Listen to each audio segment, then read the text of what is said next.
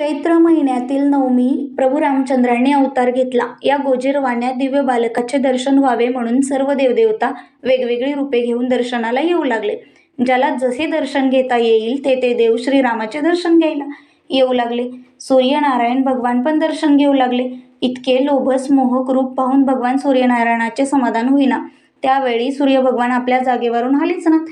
इतर सर्व देवदेवता दर्शन घेऊन जात होत्या, पण चंद्र मात्र दुःखी होता. सूर्य पुढे सरकेना, त्यामुळे संध्याकाळ होईना.